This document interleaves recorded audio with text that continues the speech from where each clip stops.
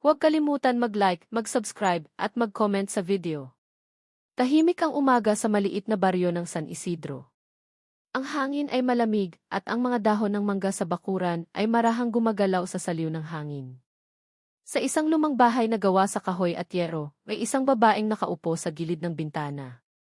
Siya si Lina, isang simpleng babae, mahinhin, at may pusong laging handang umunawa, kahit paulit-ulit siyang nasasaktan. Lumaki si Lina sa pamilyang mahirap. Bata pa lang siya, ramdam na niya na hindi siya ang paborito. May dalawa siyang kapatid na mas minahal, mas inalagaan, at mas sinuportahan. Si Lina ang laging inuutusan, laging sinisisi, at laging nakakalimutan. Lina, ikaw na naman ang maghugas ng pinggan. Lina, bakit hindi ka kasing talino ng kapatid mo? Lina, wala kang mararating sa buhay. Paulit-ulit niyang naririnig ang mga salitang iyon mula sa sarili niyang pamilya. Ang kanyang ama ay tahimik ngunit malamig. Ang kanyang ina naman ay istrikta at laging ikinukumpara siya sa iba. Kahit anong gawin niya, kulang pa rin. Kahit anong sakripisyo, hindi sapat. Sa murang edad, natutunan ni Lina ang magtiis. Natutunan niyang humiti kahit masakit. Natutunan niyang mahalin ang mga taong hindi siya kayang mahalin pabalik. Isang gabi, habang kumakain sila ng hapunan, biglang nagsalita ang kanyang ina. Lina, hindi ka na bata. Wala kang trabaho, wala kang ambag. Palamunin ka na lang dito. Parang tinusok ang puso ni Lina. Gusto niyang magsalita, ipagtanggol ang sarili, ngunit nalunok niya ang mga salita. Sanay na siyang manahimik. Ngunit hindi doon nagtapos ang lahat. Isang araw, dumating ang balitang ikakasal ang kanyang nakatatandang kapatid. Masaya ang buong pamilya. Abala sa paghahanda. Ngunit si Lina, siya ang ginawang katulong. Siya ang naglinis, nagluto at nag-asikaso sa lahat. Sa araw ng kasal, habang suot ng kapatid niya ang mamahaling damit, si Lina ay nasa likod, pawisan at pagod. Wala man lang pasasalamat. At doon nagsimula ang tunay na bangungot. Matapos ang kasal, nagkaroon ng pagtatalo. Isang maliit na pagkakamali lang, nabasag ang isang plato. Ngunit para sa kanyang ina, iyon ay sapat na dahilan. Sapat na. Lumayas ka na sa bahay na ito. Wala kang silbi. Hindi makapaniwala si Lina. Ang sariling pamilya niya ang nagtaboy sa kanya. Walang dala kundi isang maliit na bag at sugatang puso. Umalis siya sa bahay na kinalakihan niya. Umuulan noon. Malakas. Parang sumasalamin sa kanyang nararamdaman. Habang naglalakad siya sa gilid ng kalsada, hindi niya alam kung saan pupunta. Wala siyang kaibigan. Wala siyang pera. Wala siyang tahanan. Sa gitna ng ulan, napaupo siya sa isang waiting shed. Tahimik siyang umiiyak. Hindi siya galit, siya ay wasak. Bakit ganito? Bulong niya sa sarili. Ano bang kasalanan ko? Hindi niya alam na sa gabing iyon, magbabago ang kanyang buhay. Isang kotse ang huminto sa harap niya. Mamahalin. Makintab. Bumaba ang isang lalaki, may dalang payong. Miss, ayos ka lang ba? Tanong nito sa mahinahong boses. Nagulat si Lina. Hindi siya sanay na may nag-aalala sa kanya. Ayos lang po, sagot niya, kahit halatang hindi. Ngumiti ang lalaki. Umuulan. Sasakay ka muna. Ihahatid kita. Nag-alinlangan si Lina. Ngunit may kung anong kabutihan sa mga mata ng lalaki. Ang lalaking iyon ay si Marco. Hindi alam ni Lina na ang lalaking tumulong sa kanya sa gitna ng ulan ay isang bilyonaryo. Isang taong may kapangyarihan, yaman at impluwensya. Ngunit pinili ni Marco na itago ang kanyang tunay na pagkatao. Sa mga sumunod na araw, tinulungan ni Marco si Lina. Tinulungan siyang makahanap ng trabaho.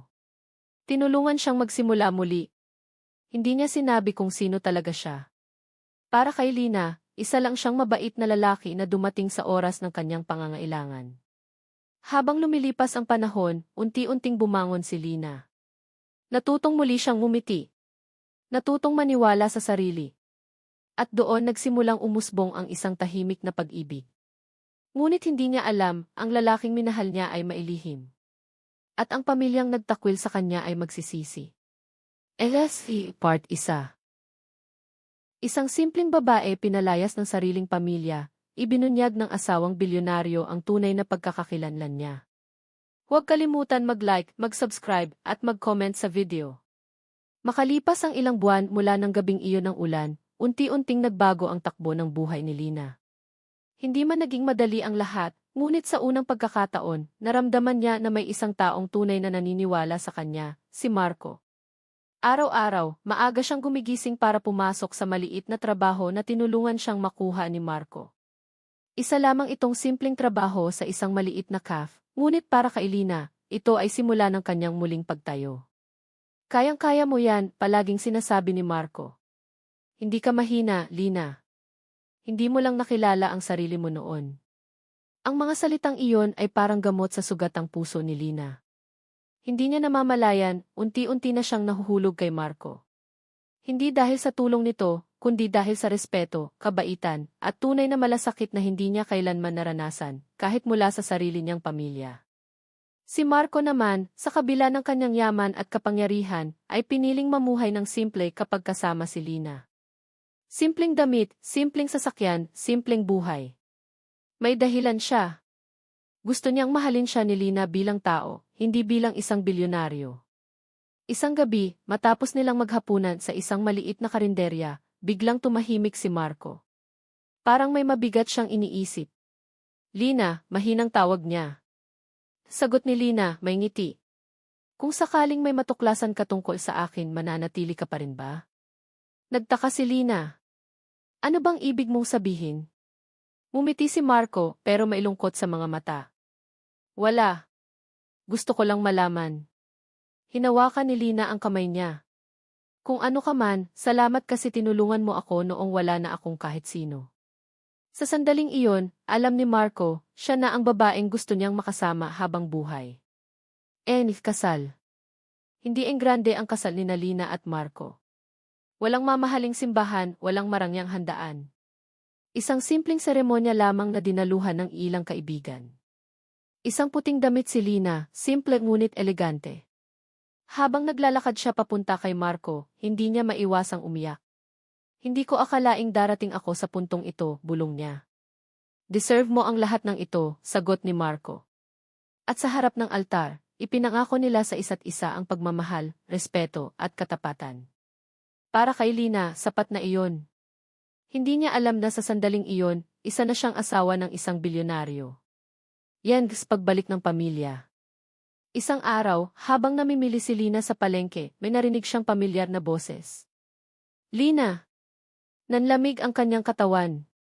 Paglingon niya, nakita niya ang kanyang ina at dalawang kapatid. Hindi nagbago ang mga tingin nila, mapangmata, mapanuri. Bakit ka nandito? Malamig na tanong ng kanyang ina. Ako po namimili lang, mahinang sagot ni Lina. Tiningnan siya mula ulo hanggang paa. Mukhang maayos ka na ah. Umiti si Lina, pilit na pinipigilan ang kaba. May asawa na po ako. Nagulat ang mga kapatid niya. Asawa? Sino? Tanong ng kapatid niyang babae na may halong pangungutya. May naniwala pa palang mag-aasawa sa'yo. Masakit. Pero pinili ni Lina na manahimik. Baka mahirap lang din yan, dagdag ng kapatid niyang lalaki. Bagay sa'yo. Hindi nila alam o ayaw nilang malaman. Ilang araw ang lumipas, sinadya ng pamilya ni Lina ang tinitirhan nila ni Marco. Maliit lang ang bahay, simple, walang bakas ng yaman. Napangisi ang kanyang ina. Ito pala ang napangasawa mo. Mukhang wala ring mararating. Naroon si Marco, tahimik, magalang. Magandang hapon po, bati niya. Hindi siya pinansin ng maayos. Lina, mariing sabi ng ina niya. Sumama ka na sa amin. Hindi ka bagay dito. Nagulat si Lina. Hindi po. Masaya na po ako. Biglang tumawa ang kapatid niya. Masaya? Sa ganyang buhay? Tahimik si Marco. Ngunit sa loob-loob niya, unti-unti nang kumukulo ang damdamin. Yan, paghihiya. Isang linggo matapos iyon, inimbitahan ang buong pamilya ni Lina sa isang malaking pagtitipon sa bayan. May balita raw na isang malaking negosyante ang darating. Pinilit ng kanyang ina si Lina na sumama. Isama mo ang asawa mo, may mapanuyang ngiti. Tingnan natin kung saan kayo lulugar. Sa gitna ng pagtitipon, maraming tao ang naka-formal attire. Si Lina ay simple lang ang suot. Ramdam niya ang mga matang nakatingin. Bakit kayo nandito? Tanong ng isa niyang kamag-anak. Hindi ito para sa mahihirap. Nakangiti lang si Marco, hawak ang kamay ni Lina. Ngunit nang ipahayag ng host. At ngayon, ipakikilala namin ang pangunahing sponsor ng event, ang ICC ng pinakamalaking kumpanya sa rehiyon. Tumigil ang hininga ni Lina nang banggitin ang pangalan. Ginoong Marco Villarreal. Tumayo si Marco. Tahimik ang buong lugar. Namula ang mukha ng pamilya ni Lina. Nanginginig ang kanyang ina. Hindi maaari, bulong niya. Hinawakan ni Marco ang mikropono. Tumingin siya kay Lina, saka sa pamilya nito. Bago ang lahat, mariin niyang sabi, may isang bagay akong gustong linawin. Ang babaeng minamaliit ninyo, ang babaeng pinalayas ninyo ay ang aking asawa. Parang tinamaan ng kidlat ang lahat. Ngunit hindi pa iyon ang katapusan. Simula ng suspense. Habang nagbubulungan ang mga tao, mahigpit na hinawakan ni Marco ang kamay ni Lina. Hindi pa tapos ang lahat, bulong niya. Naramdaman ni Lina ang kaba. Ano pa ang hindi niya alam? Ano pa ang ibubunyag ni Marco? At paano haharapin ng kanyang pamilya ang katotohanang matagal nilang tinakbuhan? Jessie, Part 2. Isang simpleng babae pinalayas ng sariling pamilya, ibinunyag ng asawang bilyonaryo ang tunay na pagkakakilanlan niya. Huwag kalimutan mag-like, mag-subscribe, at mag-comment sa video. Tahimik ang buong bulwagan matapos banggitin ang pangalan ni Marco Villarreal. Ang mga taong kanina ay nag-uusap at nagtatawanan ay tila napako sa kanilang kinatatayuan. Ang hangin ay parang biglang bumigat. Si Lina ay nanatiling nakatayo sa tabi ni Marco, nanginginig ang kamay, hindi makapaniwala sa kanyang narinig. Marco, ano nang ibig sabihin nito? Mahina niyang bulong. Ngumiti si Marco sa kanya, isang ngiting puno ng lambing at lakas. Panahon na para malaman mo ang lahat. Sa harap ng daan-daang bisita, unti-unting naglakad si Marco papunta sa gitna ng entablado. Hawak niya ang mikropono, ngunit mas mabigat ang katahimikang bumalot sa buong lugar. Ako po si Marco Villarreal, panimula niya. CEO ng Villarreal Holdings. Ngunit higit sa lahat ako ang asawa ni Lina. Isang malakas na bulungan ang umalinggaw sa buong bulwagan. Impossible D. Siya iyon? Yung simpleng lalaki. Namumutla ang mukha ng ina ni Lina. Parang nawalan siya ng lakas at napaupo sa upuan. Ang mga kapatid ni Lina ay nagkatinginan, hindi alam kung ano ang sasabihin. Ngunit hindi pa tapos si Marco. Marami sa inyo ang nakakakilala sa akin bilang negosyante, patuloy niya. Ngunit kakaunti lang ang nakakaalam ng tunay na dahilan kung bakit ako nandito ngayon. Tumigil siya sandali at tumingin diretso sa pamilya ni Lina. Ang babaeng ito, sabay turo kay Lina, ay pinalayas ng sarili niyang pamilya. Pinabayaan. Minamaliit. Hinusgahan. Parang may humampas sa dibdib ni Lina. Bumalik sa kanyang alaala ang gabi ng ulan, ang mga salitang masakit, ang pintuang isinara sa kanya. Pero ang babaeng ito rin, dagdag ni Marco, ang pinakamatatag, pinakamabuting puso, at pinakakarapat-dapat na taong nakilala ko. Hindi na napigilan ni Lina ang kanyang luha. Yan pagkabulgar ng nakaraan. Lumapit si Marco sa kanyang biyenan. Naalala niyo pa po ba ang gabing pinalayas niyo siya? Tanong niya, kalmado ngunit matalim. Hindi makasagot ang ina ni Lina. Nanginginig ang labi niya. Naalala niyo ba kung paano niyo siya itinaboy sa ulan, na parang wala siyang halaga, dagdag ni Marco. Napayuko ang babae. Alam niyo po ba, mariing sabi ni Marco, na kung hindi ko siya nakita noong gabing iyon, baka wala na siya ngayon. Isang buntong hininga ang narinig sa mga bisita. Ang ilan ay napailing. Ang ilan ay napaluha. Hindi na makatingin ang pamilya ni Lina sa paligid. Ramdam nila ang bigat ng mga matang nakatingin sa kanila. Yan gitunay lakas ni Lina. Sa gitna ng lahat ng iyon, humakbang si Lina papunta sa mikropono. Marco, mahinang tawag niya. Ibinigay sa kanya ni Marco ang mikropono. Huminga ng malalim si Lina. Kinakabahan siya, ngunit may kakaibang lakas sa kanyang dibdib. Hindi po ako sanay magsalita sa maraming tao, panimula niya. Sanay po akong manahimik. Tahimik ang buong bulwagan. Matagal po akong naniwala na wala akong halaga, patuloy niya. Dahil iyon ang ipinaramdam sa akin ng sarili kong pamilya. Tumulo ang luha sa kanyang pisngi, ngunit hindi siya huminto. Pero may isang taong naniwala sa akin noong ako mismo ay hindi na naniniwala sa sarili ko. Tumingin siya kay Marco. Hindi dahil mayaman siya, mariing sabi ni Lina. Hindi ko nga po alam iyon noon. Kundi dahil tao siya. Dahil marunong siyang rumespeto. Ang mga bisita ay unti-unting pumalakpak. Hindi ko po hinahangad ang paghihiganti, dagdag niya. Gusto ko lang po ng kapayapaan. Sa sandaling iyon, nakita ng lahat ang tunay na lakas ni Lina, hindi sa yaman kundi sa kanyang puso. Yan is kababaan ng pamilya. Ngunit hindi lahat ay tahimik. Biglang tumayo ang isa sa mga kapatid ni Lina. Hindi ito patas, sigaw niya. Niloko mo kami. Tumingin si Marco sa kanya. Wala akong niloko. Pinili ko lang maging simple. Ginawa mo kaming katawa-tawa, galit na galit ang kapatid. Malamig na sumagot si Marco. Ginawa niyo iyan sa sarili niyo. Isang katahimikan ang sumunod. Walang makapagsalita. Ang ina ni Lina ay unti-unting lumapit sa kanya. Nanginginig ang mga kamay. Lina, umiiyak niyang sabi. Patawarin mo ako. Tahimik si Lina. Matagal niyang hinintay ang mga salitang iyon, ngunit ngayon hindi na niya alam ang mararamdaman. Yan is emotional anti-pagpili. Hindi madali ang magpatawad, mahinang sabi ni Lina. Lalo na kung galing sa matagal na pananakit. Huminga siya ng malalim. Pero ayokong dalhin ang galit habang buhay, dagdag niya. Tumingin siya sa kanyang ina. Pinapatawad ko po kayo. Pero hindi ibig sabihin noon na makakalimutan ko ang lahat. Tumango ang kanyang ina, luhaan. Ang mga bisita ay tahimik na nakamasid, ramdam ang bigat at lalim ng sandali. Malaking pagbabago. Matapos ang event, naging laman ng balita ang nangyari. Ang kwento ni Lina ay kumalat, ang babaeng pinalayas, ngunit naging asawa ng bilyonaryo. Ngunit higit sa lahat, naging simbolo siya ng pag-asa. Si Lina ay hindi na ang babaeng tahimik at takot. Siya ay matatag na babae, may boses, may dignidad.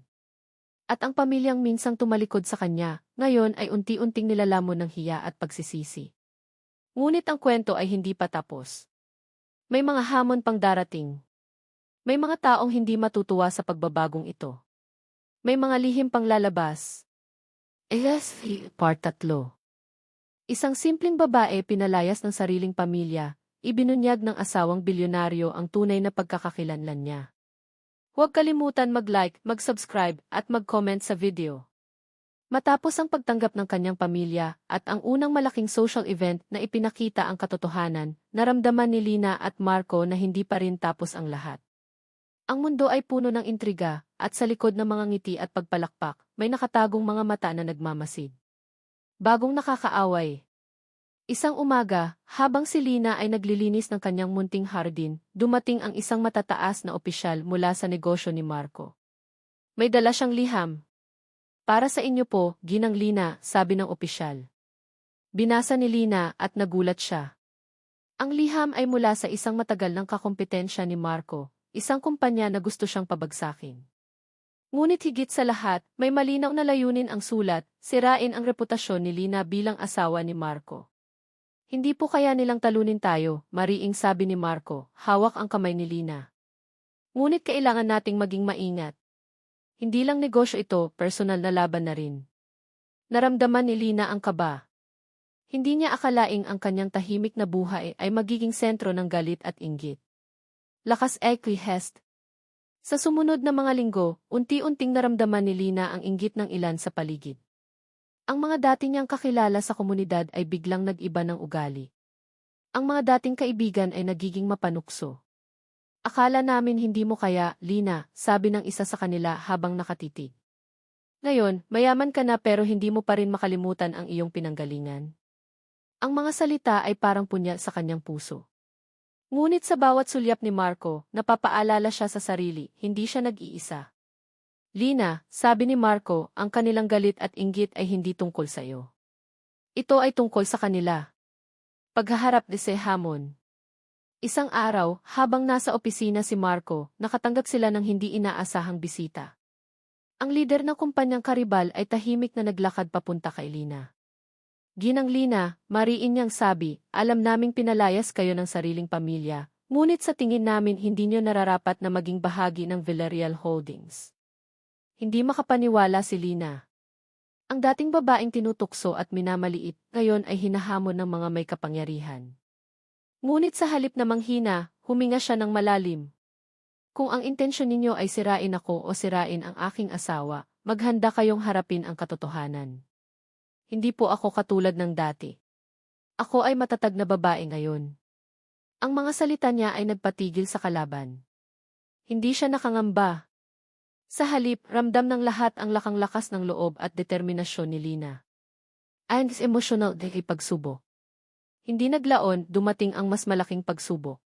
Ang pamilya ni Lina, na dati nagpakita ng pagsisisi, nagsimulang magbago ng tono. Lina, tawag ng ina niya sa telepono, babalik kami sa iyong buhay. Gusto naming makipagkita at makipagayos. Ngunit si Lina ay nalilito.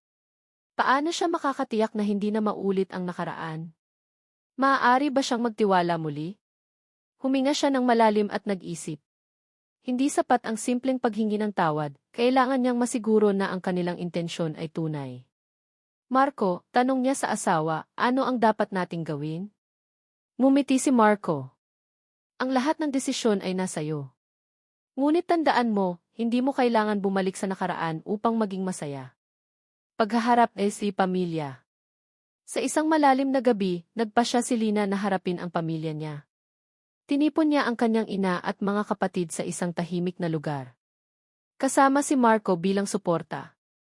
Alam ko na maraming nasaktan at naiwang sugat, panimula ni Lina.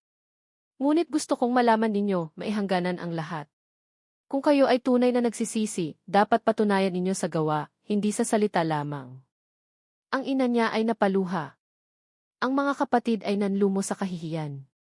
Nakita nila na ang babaeng kanilang minaliit ay ngayon ay hindi na simpleng tao lamang, siya ay matatag, matalino at may sariling paninindigan. Lakas ng puso. Matapos ang malamig na salusalo, umuwi si Lina at Marco. Pinagmasdan ni Lina ang buwan sa langit at huminga ng malalim. Marco, hindi ko akalaing lalakas ako ng ganito, bulong niya.